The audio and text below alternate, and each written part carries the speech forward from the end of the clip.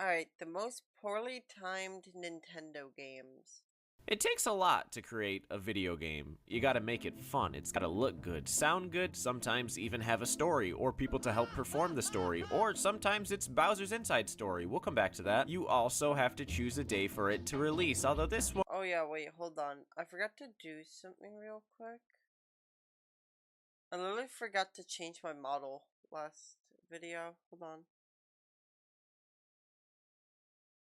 Bowser's Inside Story, we'll come back to that. You also have to choose a day for it to release, although this one is normally pretty easy and inconsequential. Right? I mean, you could make a fantastic game, market it and everything, put evil genius Hideki Kamiya behind it, okay, nothing attached to this man is ever destined to fail. But if you release it at the same time as Grand Theft Auto 5... See, I believe there are two types of bad Nintendo games. The ones that are actually bad, fundamentally flawed, and deserve to be ostracized, and the unfortunate ones that, due to a certain timely circumstance, suffered either negative reception or poor sales. Today, please join me as I open a case for many examples of the latter, and you know what? Let's just get it right out of the way. The Mario & Luigi series has recently made don't call it a comeback! A new game with Brothership on the Switch, because the last entry in the series before it was almost 6 years prior. Mario & Luigi Bowser's Inside Story plus Bowser Jr.'s Journey, a 3DS remake of a DS game in 2019. Yikes. Let me explain. Alpha Dream had put out these titles consistently from the GBA through the 3DS, but around the time of the Alpha Team, around the time of Dream Team, things took a heavy financial dip. The company found themselves massively in debt and decided a cheap return on investment would be to remake the Game Boy Advance's Superstar Saga. Classic. The game already proved its numbers, and asset reuse could make it relatively inexpensive. Plus, it was a 15-year-old game that couldn't be played on a 3DS, so it had the potential to bring a new market to their knees, fighting Cackleta's soul 30 times in a row. And the final product is a great game, probably the best way to experience Superstar Saga, although ironically regarding that Cackleta joke, it is much easier. But it's sold like blue vein ass, with a big theory being that Nintendo fans were distracted by the recently released Nintendo Switch.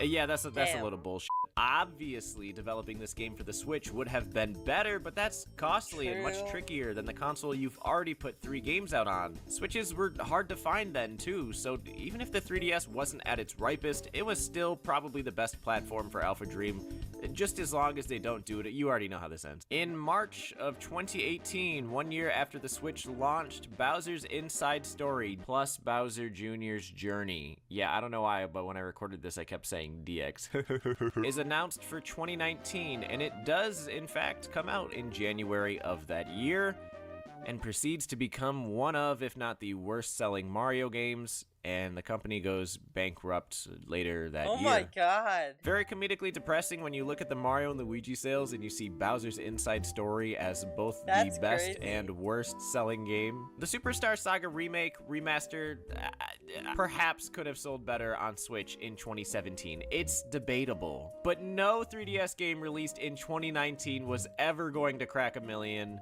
so let's give a quick highlight reel to those guys.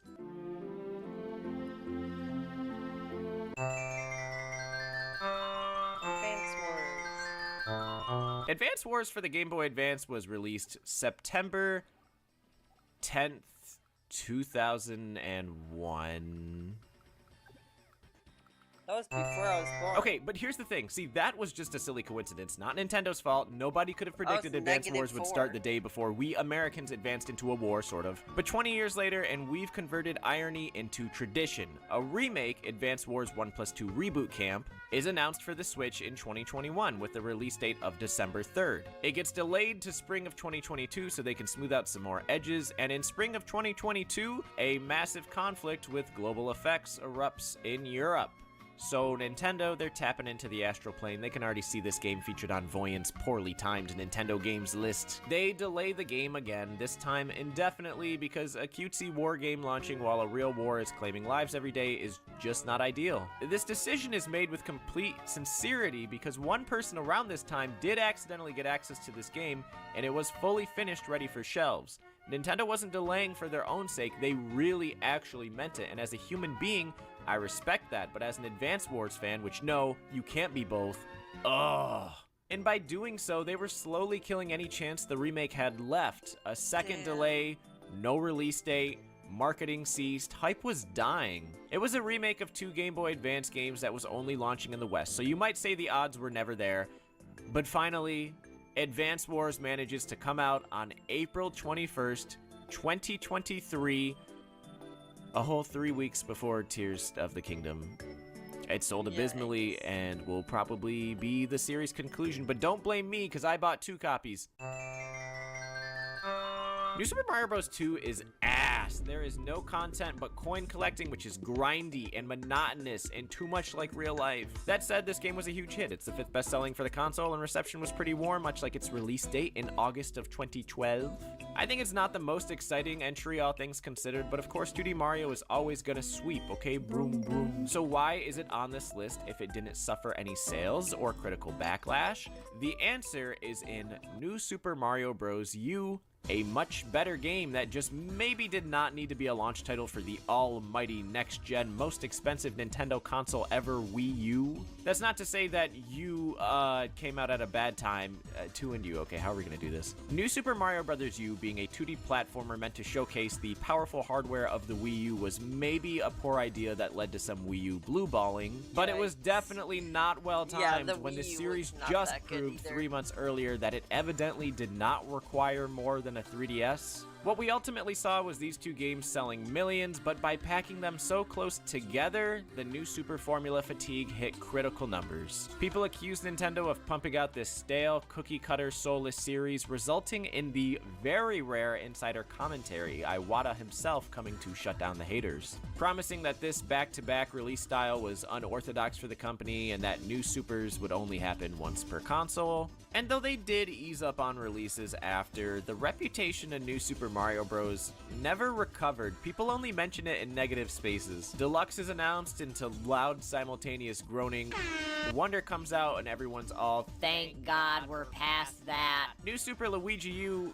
Wait, I forgot about New Super Luigi U. Maybe that should be on the list. New Super Luigi U. Actually, never mind.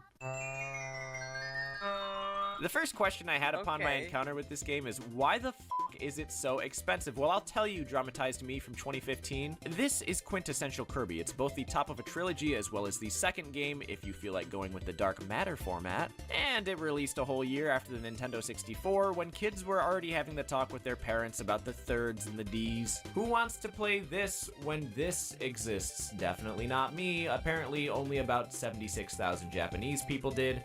I.e. low sales, outdated perspective, Dragon Quest plagiarism. Is it actually bad? No, this is probably my second favorite of the games being discussed today. It's Dreamland 2 on console and colored pencils with more animals and risky Nintendo imagery. It has co-op and it's got Rob, okay guys, Rob. Samus. This game has 4 characters in Smash, but only half of them are Kirby characters. But the only thing worse than releasing a SNES game 1 year after the 64 is releasing a SNES game 3 years after the 64, and it being Fire Emblem. Fire Emblem Thracia 776 is a game that I am scared to pronounce, let alone perceive. It was released in Japan in the year 1999, 3 years after this egomaniacal guy, and exclusively for the Super Famicom R4, I mean Nintendo Power cartridges, before getting a standard boxed release in January of 2000. Any guesses as to why this game has the lowest sales in the series? Yet, Fire Emblem fans love this game, and I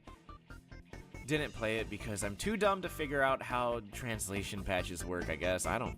So for this one, we can only go off the word of others, but I believe this game to be great because nobody has ever lied about Fire Emblem being a good game. 776, you gotta add the 1, baby, woo! These games are not alone, though. In fact, we could probably build most of this list today on games that came out for dying consoles when a new one was on the market. Old consoles have bigger install bases and are easier to develop for, or even games that came out on consoles that didn't sell well. I could list every single Wii U game and say that they were poorly timed because they launched on a failing system, and that's also the reason half of them get ported to the Switch. That's also half of them, though. So when I tell you about a game still stuck there like Animal Crossing Amiibo Festival, Is this a poorly timed game that deserves a second look? No, it's just bad. It's poorly timed because it never should have been timed at all, but a game like Mother 3, child of all holy, what hath transpired? How could they? A Game Boy Advance game released 2 years after the DS? Actually, I can't call this poorly timed because we're lucky to have gotten it at all. Earthbound went through development hell and it almost cost us the game, but it definitely charged us the reputation of an early 90s game releasing in 1995. Earthbound 64, yeah, that one speaks for itself. So even though Mother 3 comes out in 2006 for the Game Boy Advance, 2 years post-DS and just never in America, I'm happy it exists. Period. That is not true. Nintendo, when the fuck?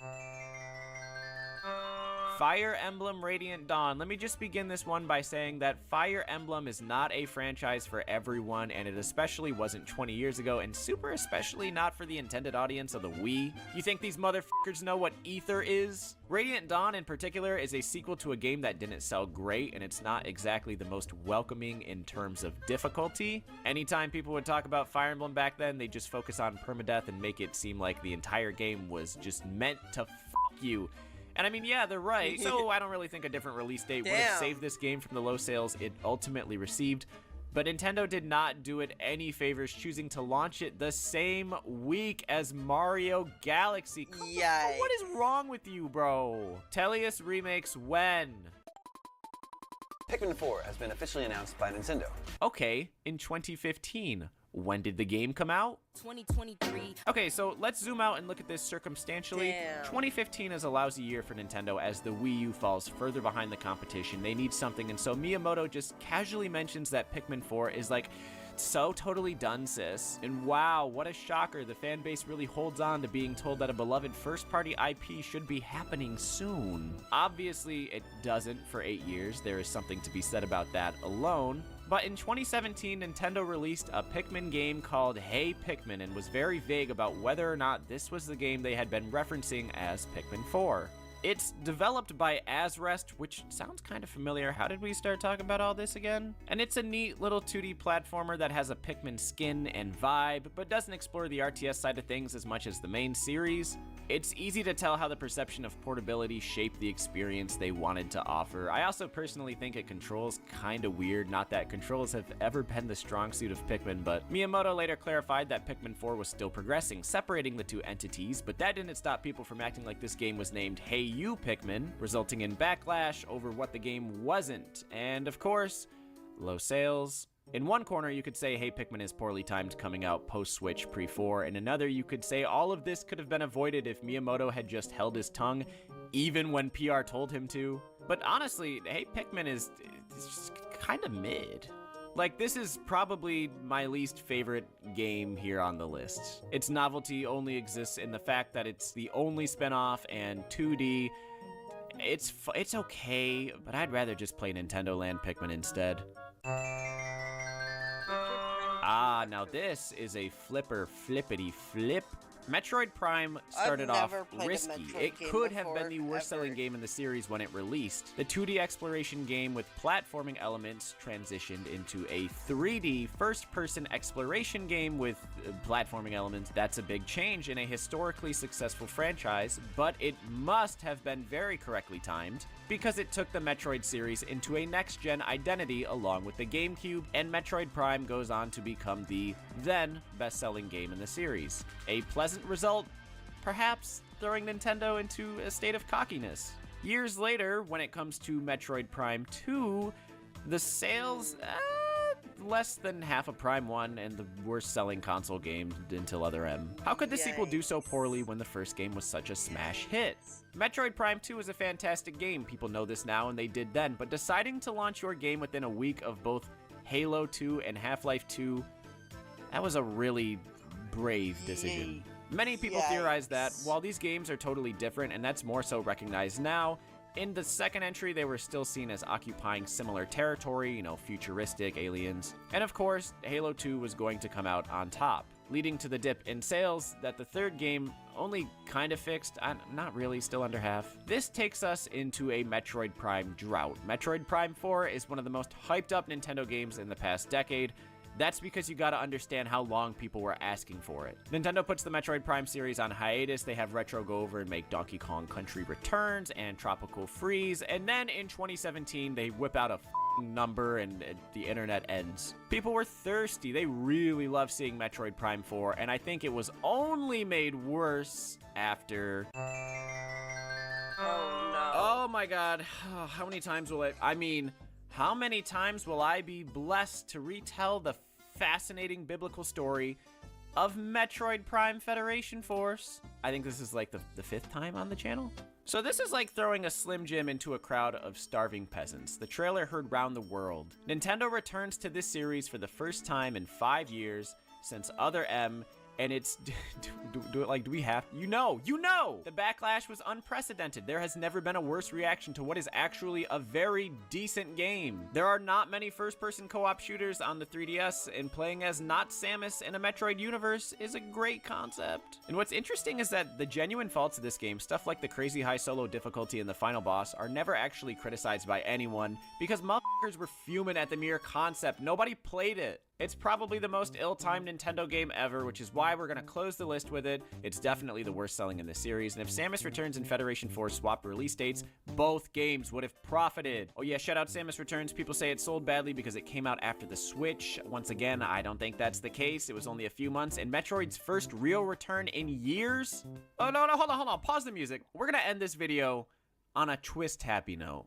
There's been a lot of choices made by Nintendo, intentionally or not, about when to release a game, with the end result being that said game takes a bit of a blow. Releasing near a much bigger title, or releasing a spin-off game when the fandom is hungry for mainline, saturating their own pool with too much of the same. Perhaps even releasing a game during unpredictable world events that makes it much less appealing in nature. But regarding that, I'm right now feeling nostalgia for a time when Nintendo actually did the opposite with their launch date. Instead of it being a poorly timed game, it is maybe the greatest timed game ever. And I'm talking, as you may have guessed, about Animal Crossing New Horizons. Originally slotted to release in the year 2019, we were all so heartbroken when it got delayed to March 20th, 2020, yet nobody would know how badly the world would need it at this exact time 5 years ago. What COVID took from us, New Horizons offered back, and what is such a unique experience that no other game could even begin to replicate. Hopefully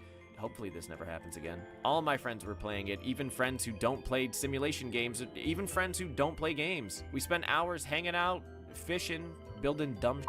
The most remarkable part of New Horizons launching when it did is that I actually really kind of have a ton of problems with this game. A lot of people do. But because it came out when it did, cushioning the plague with a singing dog, I will never be able to revoke its real homie pass. Real homie pass?